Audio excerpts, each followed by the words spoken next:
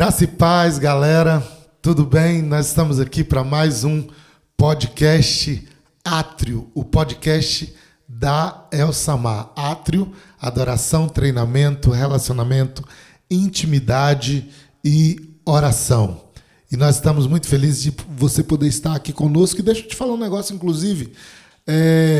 Se você tem algum assunto que você acha interessante e que você queira que a gente aborde, ou alguma pessoa que você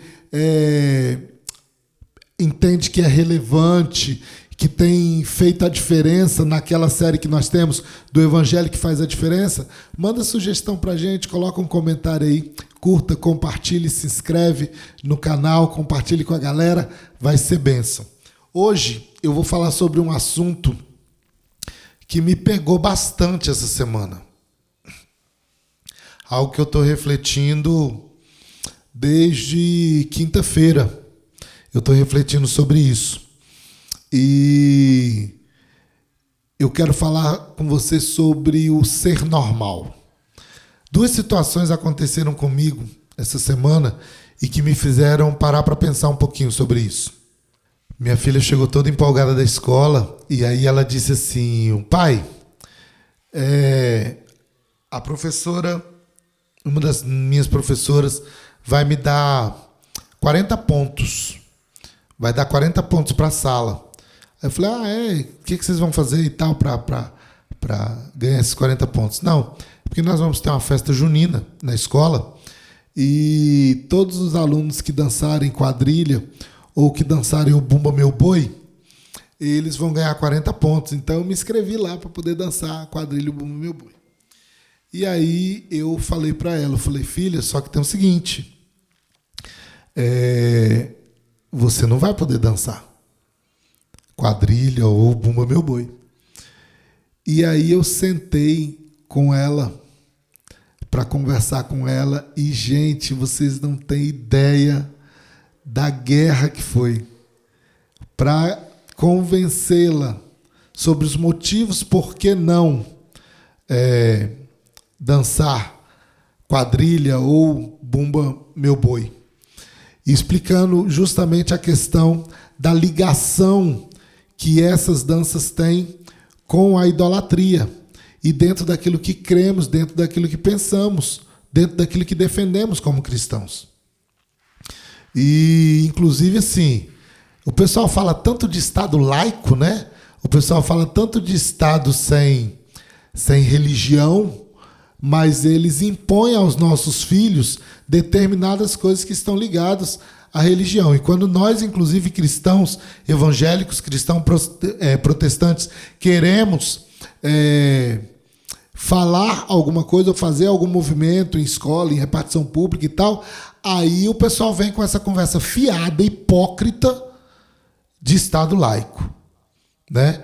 E aí, quando eu terminei de conversar com ela e tal, ela muito contrariada, e quando eu falei para ela, inclusive, que não, mas a escola pode te passar um trabalho escrito, aí é que ela ficou indignada mesmo, porque deixar de dançar para fazer um trabalho escrito. E aí eu entrei no YouTube, comecei a olhar, e eu vi, inclusive, uma palavra da pastora Sara Shiva sobre a questão do cristão e dessas festas, né? E eu peguei e coloquei para ela ouvir, e falei para ela, olha, escuta isso aqui e você vai ser abençoado, você vai ser edificado, e graças a Deus ela entendeu. E na sexta-feira eu fui bater na escola. E eu pedi para falar com a diretora e eu falei para a diretora, olha, eu quero que a minha filha tenha o direito a esses 40 pontos de outra forma. Então eu nem questionei a questão de se o colégio vai fazer festa que é dedicada a santo ou não. Não é uma escola católica, é uma escola pública, inclusive. Então, assim, eles defendem tanto, né, esse Estado laico, igual eu já falei.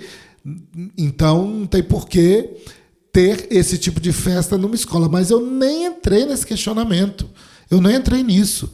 Eu entrei no questionamento seguinte: o meu filho, filho dos cristãos protestantes ou de qualquer outra religião, ele tem o direito de não participar de determinadas festas que remetem a religião. E eu fui questionar com ele justamente a questão do direito. O que seria feito? Né? E ela, inclusive, falou, nós não tínhamos pensado nisso. Eu falei, pois então comecem a pensar, porque minha filha não vai participar. As ovelhas de nossa igreja que estão, os discípulos que caminham na nossa comunidade de fé, não irão participar, a não ser que queiram, porque a gente também não obriga nada a ninguém. A obra quem faz é o Espírito Santo, é ele quem convence, é ele quem trabalha. E você pode estar achando meu discurso um pouco radical, né? Mas é isso, e é sobre isso que nós vamos falar hoje. E aí eu conversei com a diretora e tal, e eu estava disposto, inclusive, se eles não me dessem esse direito, que ela fizesse o trabalho, eu estava disposto, inclusive, a entrar no Ministério Público. Aí você pode pensar, pastor, mas é cristão isso? E eu gosto muito de uma frase que uma amiga nossa fala, né? A tia Vilma, um abração aí para a tia Vilma, que eu sei que ela sempre assiste nosso podcast. E a tia Vilma fala assim, pastor, Jesus me salvou, mas não me abestalhou, não. Eu sei quais são os meus direitos. Jesus me salvou, mas não me abestalhou. E é importante entendermos isso. E aí aconteceu essa situação. Quando foi no sábado, aconteceu uma outra situação. A gente em contato com alguns amigos, conhecidos nossos de uma outra cidade, e aí foi enviada uma foto para o nosso WhatsApp, para um grupo do qual a gente faz parte, de um garoto, filho de cristãos, neto de cristãos, bisneto de cristãos protestantes e de evangélicos como nós, numa festa, um menino de 5 anos para 6 anos de idade, com uma roupa de quadrilha, e na festa. E aí a minha esposa interpelou a pessoa, né? Falou assim, gente, mas vocês deixaram o fulano participar de uma festa assim?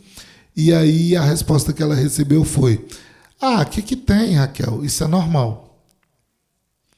Então nós temos aqui um paradoxo. A mesma situação, e uma situação foi discutida e outra situação é normal. E aí eu comecei a meditar nisso e eu falei, cara, eu vou falar sobre isso no podcast. Eu vou abordar essas questões no podcast. E eu queria falar com você nessa terça-feira, e no dia que você estiver nos assistindo. Eu estou falando terça-feira, gente, porque o podcast vai ao ar toda terça, 19 horas. Você pode olhar lá, tem podcast novo lá. E aí, eu quero conversar com você sobre os perigos do normal, os perigos da normalidade. Lá em 1 Coríntios, capítulo de número 6, versículo de número 12, a palavra de Deus diz assim, um versículo conhecido pra caramba, né? Todas as coisas me são lícitas, mas nem todas me convêm. Todas as coisas me são lícitas, mas eu não me deixarei dominar por nenhuma delas. O que eu achei interessante, inclusive, é que no final do assunto, porque o apóstolo Paulo está falando aqui de casamento, de imoralidade sexual, de questões ligadas, né, às questões de uma depravação espiritual pela qual a igreja de 1 Coríntios estava passando. Mas interessante que quando ele encerra esse assunto, ele encerra no versículo 19, antes dele entrar na questão do casamento, e ele encerra no versículo 19 dizendo assim, ou não sabeis que o nosso corpo é santuário do Espírito Santo, que habita em vós proveniente de Deus? Não sois de vós mesmos. Cara, ele afirma aqui. O apóstolo Paulo afirma, você não é seu. Você está entendendo, gente, a profundidade disso? E ele continua, inclusive, no 20. Ele fala assim, fostes comprados por bom preço. Então, quer dizer, além dele afirmar, você não é seu, ele ainda fala por que você não é seu. Por quê? Porque você foi comprado. E aquilo que é comprado muda de dono. Eu tenho meu carro. A partir do momento que eu vendo o meu carro não é mais meu. A pessoa que comprou, ela tem o direito de fazer o que ela quiser do meu carro. O apóstolo Paulo está dizendo aqui que Nós somos templo do Espírito Santo, nós não somos nosso. Por quê? Templo do Espírito Santo, registrado, patenteado, contrato. E aí entra uma questão muito importante, que aí ele vira, não sois de vós mesmos. E ele continua, fostes comprados por bom preço. E ainda termina, glorificai, pois, a Deus no vosso corpo e no vosso espírito, que os quais pertencem a Deus. Cara, isso aqui é muito forte, sabe por quê? Porque nós estamos vivendo um momento assim, meu corpo, minhas regras. Você quer uma frase mais antibíblica? Você quer uma frase mais demoníaca? Você quer uma frase mais satânica do que a frase meu corpo, minhas regras? Para um cristão, porque a grande decisão aqui é, você milita na carne ou você milita no espírito? Você vive debaixo de comando da carne ou você vive debaixo de um comando de espírito? Quem manda em você? Porque se você falar assim, eu me mando, eu sou dono de mim. Cara, deixa eu falar uma coisa, essa palavra nem é para você. Ou se for para você, é para você mudar a sua opinião. Porque o texto está dizendo muito claro. Glorificai, pois, a Deus no vosso corpo, glorificai no vosso espírito. Cara, aqui eu não estou falando de usos e costumes, aqui eu não estou falando de dogmas, de brinco, colar, pulseira, calça, esporte, tatuagem. Não está falando nada disso. Aqui está falando de glorificar a Deus, aquilo que traz glória a Deus, aquilo que honra a Deus. E existem alguns perigos, porque tudo que Satanás quer é fazer com que a igreja ela comece a tratar como normal coisas que não são normais.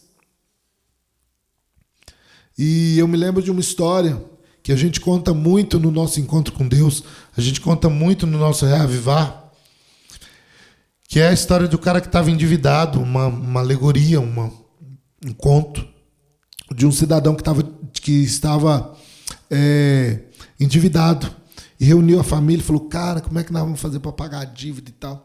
E de repente chega um senhor e fala assim, rapaz, me vende a sua casa. Com o dinheiro da casa você paga as suas dívidas. E ele pegou e falou, não, cara, não vou vender minha casa não, minha casa é pequena, minha casa ela é o único lugar meu de moradia, eu não tenho outro lugar para ir, embora ela seja pequena, é a minha casa. E o cara foi embora. E a dívida desse cidadão aumenta. E aí o cara volta e fala assim, rapaz, mas então me vende um quarto, eu quero comprar só um quarto.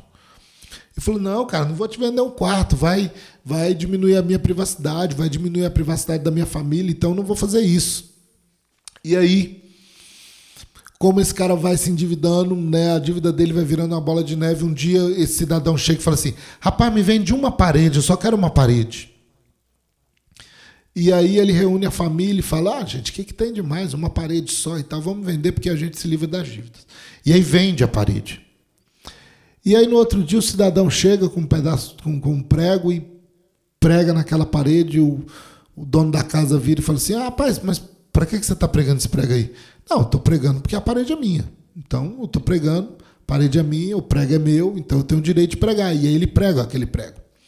Quando chega no outro dia, ele chega na casa com uma guirlanda, sabe guirlanda, aquele negócio redondo de balinha que as pessoas colocam na porta das casas em época de Natal. E ele chega com uma guirlanda de ratos podres, fedendo, carniça, e aquele mau cheiro impregna na casa toda. E ele pega aquela guirlanda e pendura naquele prego. O dono da casa vem doido. Cara, o que é isso? O que você está fazendo? Você está doido? Essa guirlanda aí está cheia de carniça e tal, está impregnando o cheiro da casa. Não, você vai ter que tirar essa guirlanda daqui. O cara fala, não vou tirar. A parede é minha. Você me vendeu ela. E na minha parede eu coloco o que eu quiser, eu penduro o que eu quiser. Você está entendendo isso? Você consegue entender a profundidade disso que eu estou te falando? Porque o que Satanás quer fazer, às vezes nem é todo o nosso corpo. Às vezes nem é toda a igreja de Jesus, às vezes o diabo nem está muito interessado em toda a igreja de Jesus. Mas ele está interessado em uma parede. Aqui eu não estou falando de templo, aqui eu estou falando da igreja universal, aqui eu estou falando da igreja invisível, aqui eu estou falando de você que professa Jesus. O diabo quer uma parede, só uma parede, para que ele pendure a carniça dele e com isso ele impregne todo o corpo de Cristo. E ele vai fazer isso com pequenas coisas. Tem algumas coisas que a igreja de Jesus não pode tratar como normal. Vou te dar um exemplo. Miséria e corrupção não são coisas para serem consideradas normais. Nós achamos normal, por exemplo, que um político se corrompa. Nós achamos normal que um político cristão se corrompa. Nós falamos assim, não, isso é normal. Na política todo mundo se corrompe, então é normal. Graças a Deus, então, eu tenho um respaldo bíblico para entender que não é assim quando eu olho para Daniel. Porque Daniel era um político, Daniel era um estadista. E Daniel era um cara anormal. Você está entendendo isso, cara? Você está entendendo a profundidade dessa questão? Daniel se estabelece no reino de Nabucodonosor e passa pelo reino de Beltesazar, passa pelo reino de Ciro, passa pelo reino de Dário. Ele passa por 4 reinos. Sem se corromper, sem abrir mão dos seus princípios. E aí a gente entra numa questão muito séria, gente, que é a questão de princípios. Deus trabalha com princípios. E todas as vezes que eu me perco nos princípios, eu me perco em mim mesmo. Eu vou repetir. Todas as vezes que eu me perco em princípios, eu me perco em mim mesmo. Todas as vezes que um marido perde os princípios que regem um casamento, esse casamento vai se perder. Todas as vezes que uma esposa quebra os princípios que regem o casamento, esse casamento vai se perder. Todas as vezes que você quebra os princípios que regem a sua saúde física, a sua saúde vai se perder. Se você come muito sal, você vai perder saúde. Se você come muito açúcar, você vai perder saúde. Então, são princípios que são quebrados. Todas as vezes que a natureza quebra os seus princípios, nós vivemos agora um período que nunca se desmatou tanto no Brasil. E aí o que acontece? Vamos sofrer consequências climáticas por causa do desmatamento. Por quê? Porque houve uma quebra de princípios. Deus atua debaixo de princípios. Deus se move em cima de princípios. Deus conduz a vida do homem baseada em princípios. E todas as vezes que eu quebro esses princípios, que eu me perco nesses princípios, eu me perco. E tudo que Satanás quer é que a igreja de Jesus se perca nos princípios. Tudo que Satanás quer é que a igreja de Jesus se desencontre. E aí tem algumas coisas aqui. Miséria não é normal. Não é normal você ver uma igreja sofrendo, uma igreja perdida, certo? Na miséria. Não é normal você ver a sua vizinhança perdida na miséria e você falar, não, é normal, nunca faltará o pobre sobre a terra. Tem uma oração hipócrita que a gente faz, gente, e é algo que mexe muito comigo, essa questão do social. Nós temos tentado trabalhar bastante isso na vida da nossa igreja e tentar criar uma nova rotina em cima disso. Por quê?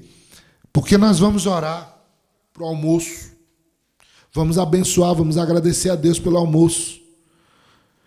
Está ali o arroz, o feijão, o macarrão, a picanha, o frango, a farofa, o refrigerante trincando de gelado.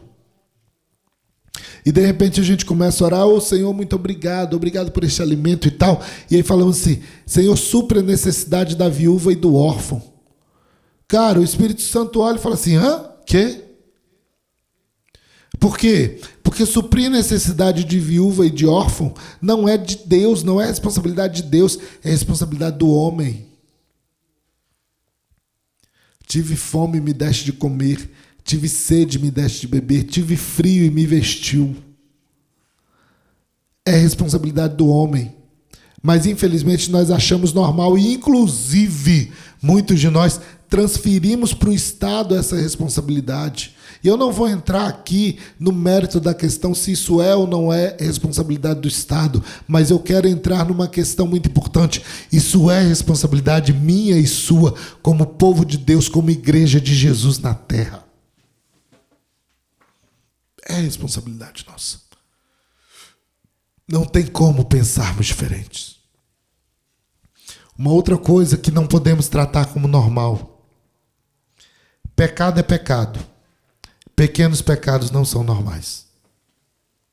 É engraçado que nós vivemos na dispensação da graça.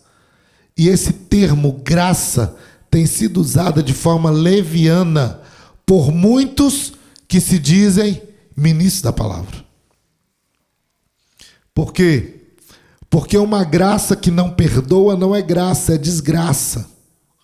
Mas uma graça que não confronta não é graça, é permissividade. A graça é algo tão lindo, algo tão equilibrado. Jesus veio para liberar um tempo de graça sobre o povo. A gente pode falar mais sobre isso em outros podcasts. Eu gosto muito da forma como o pastor Luciano Subirá aborda essas questões ligadas à graça. Inclusive, estou lendo um livro dele agora sobre o assunto. Gente, quando Jesus vem e que ele traz um evangelho de graça, que ele traz um evangelho de mudança, que ele traz um evangelho de transformação, um evangelho de restauração, e que ele tira o homem debaixo do jugo da lei, tem algo muito interessante nisso.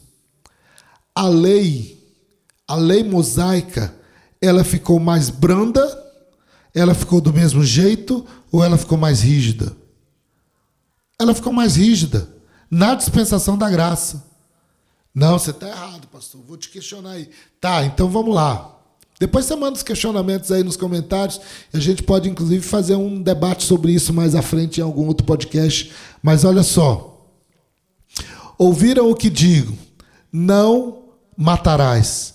Eu, porém, vos digo, qualquer um que se encolerizar, quer dizer que se irá com o seu irmão, é um assassino. Ficou mais rígido ou ficou mais brando?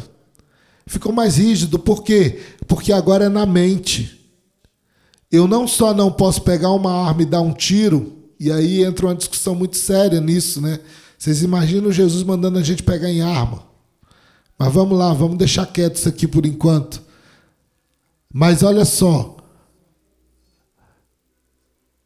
a lei agora não é só uma questão de eu pegar numa arma e matar uma pessoa, mas é eu me irar com ela, eu já estou matando ela. E aí eu pergunto para você, quantas vezes a gente não está matando gente todo dia? Uma outra questão, Jesus fala assim, ouviram o que digo, não adulterarás, mas quem olhar, eu porém vos digo, quem olhar com olhar de cobiça já adulterou. Cara, isso é muito sério. Sabe aquela coisa do cidadão, né, que estava crente, estava firme em Jesus e tal, e aí passou aquela mulher bonita, maravilhosa e tal, e ele olhou e falou, sai, capeta, eu quero viver em santidade e tal. E aí, né, ele foi olhando, sai, capeta, e abriu o olho e falou assim, sai, mas sai devagarinho. Já adulterando no coração. Jesus, ele põe altos padrões. Ele põe altos padrões de conduta, ele põe altos padrões de caminhada, ele põe altos padrões para o seu povo. E, infelizmente, nós estamos vivendo uma geração que começa a achar tudo normal, começa a achar todo tipo de pecadinho normal, todo tipo de situação bem simples, começa a achar normal. E, querido, deixa eu falar uma coisa para você. Pecado é pecado.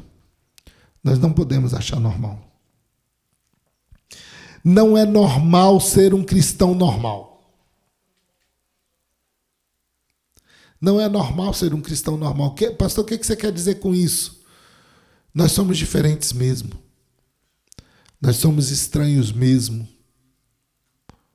Sabe por quê? Porque nós não somos daqui. Porque nós somos peregrinos e forasteiros. Porque nós buscamos essa identidade que não é uma identidade do mundo, é uma identidade divina, é uma identidade celestial. E vivemos debaixo de uma cultura celestial.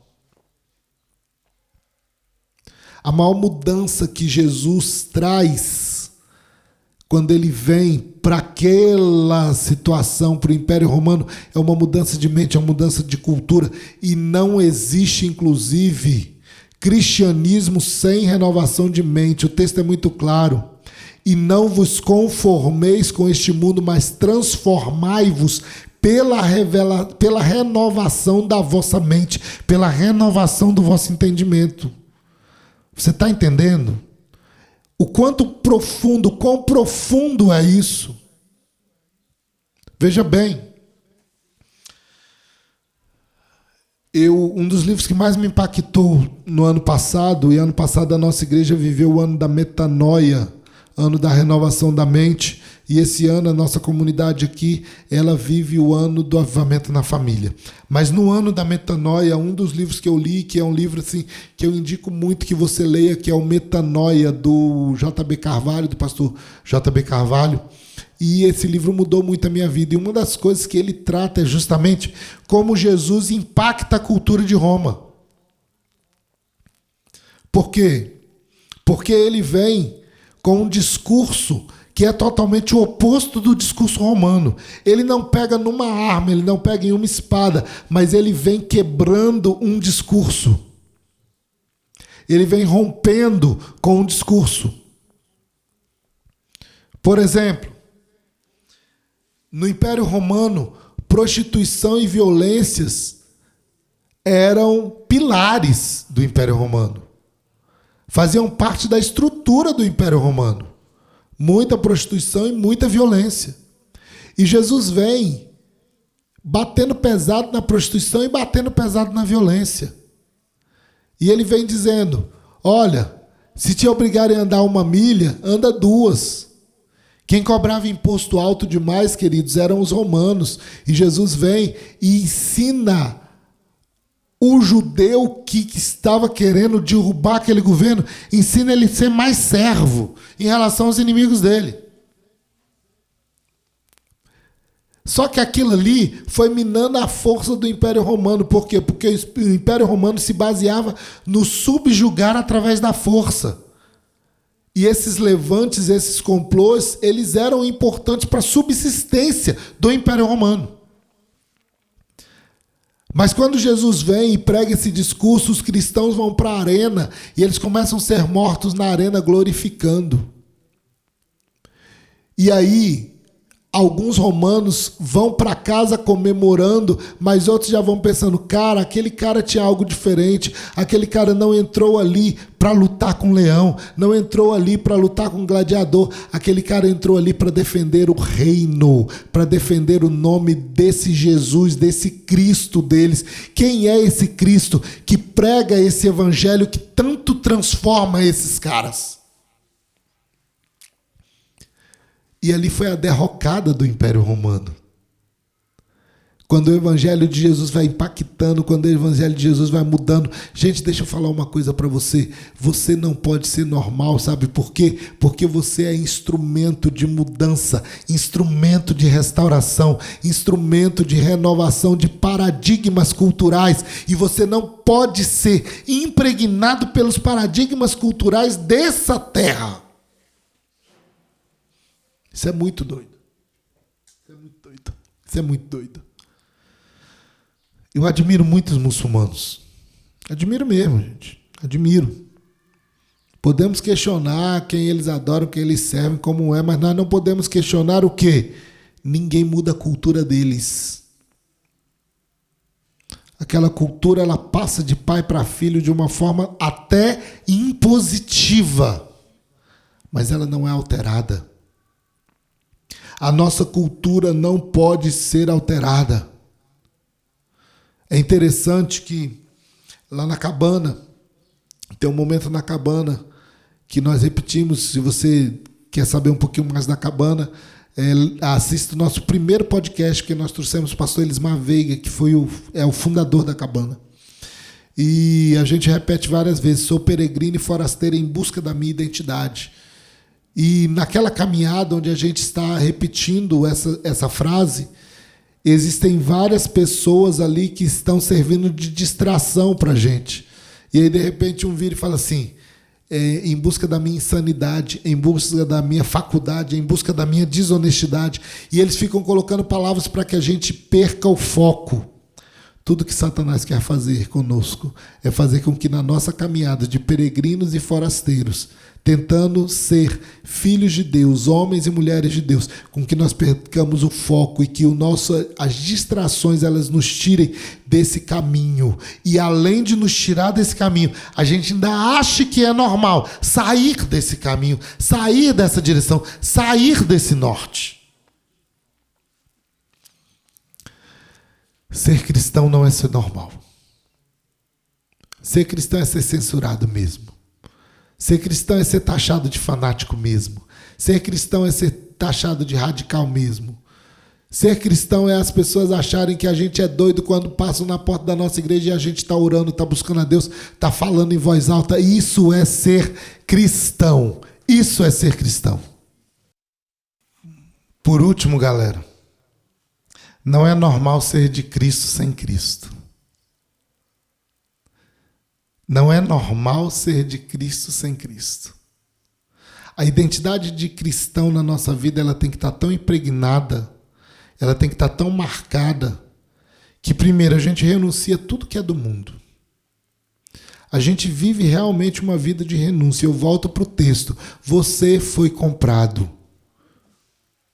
Você foi comprado e foi preço alto, foi preço de cruz. Não é normal ser de Cristo sem Cristo. É tão interessante que quando você começa a viver a vida de Cristo, quando você começa a orar, quando você começa a jejuar, quando você começa a ler a Bíblia, quando você começa a realmente viver a vida de Cristo, até quando você nega, você é identificado como alguém de Cristo. A gente sempre olha a negação de Pedro como algo assim... muito triste, um episódio muito lamentável. Mas tem algo que me deixa muito alegre nesse episódio da negação de Pedro. É quando aquela criada chega em Pedro e diz assim: você é um deles, a tua fala te condena.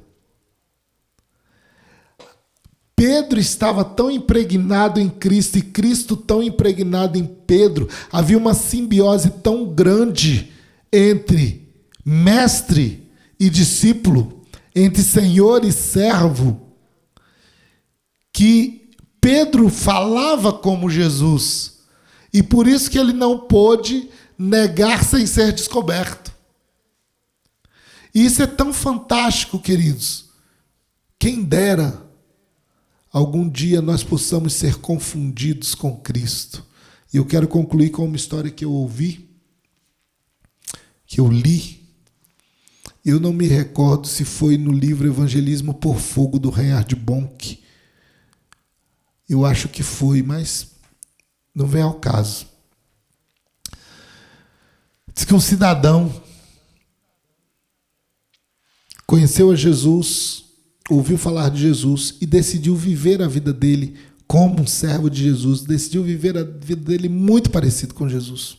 Em uma pequena comunidade, uma pequena aldeia. Em uma cidadezinha, um vilarejo. E viveu a vida dele todinha nesse propósito. E conseguiu viver plenamente como um cristão. E esse senhor morreu. E quando esse senhor morre, anos se passaram. E um missionário vai pregar no vilarejo. E o missionário começa a falar de Jesus naquele vilarejo. E quando ele começa a falar de Jesus, e ele começa a contar como Jesus era, começa a falar dos ensinamentos de Jesus, começa a falar do que Jesus fazia, um senhor na plateia levantou a mão e falou: ei, deixa eu falar aqui. E aí o pregador para, o missionário para, e ele fala assim: pois não, senhor, pode falar. E ele falou assim: eu conheci esse homem. Ah, você já é crente? Você já conhece Jesus? Não, eu conheci ele porque ele morou aqui, o nome dele era fulano de tal.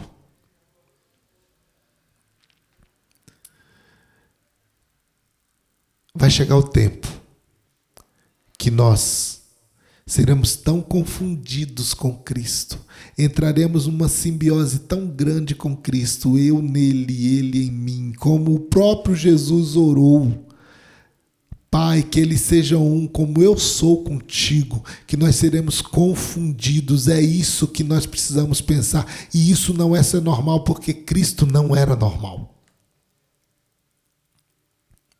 Que nós possamos viver essa busca intensa, diária e eterna por essa simbiose, por essa unidade, por essa imersão total em quem é Cristo, em quem é Jesus.